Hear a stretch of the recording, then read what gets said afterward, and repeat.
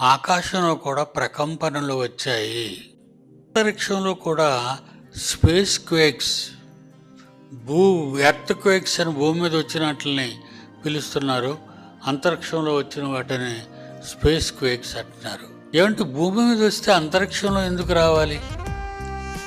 చదువుకున్నవాడు ఆలోచించండి. బైబిలు ప్రకృతిలో సమస్త జ్ఞానానికి ఆయుపట్టు. ఒక సువార్త 21 అదే ఏమని, ఆకాశమందలి శక్తులు కదిలింపబడును.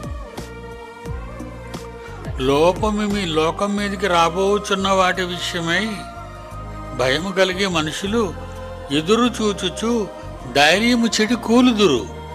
ప్రపంచ నాశనం తప్పదు.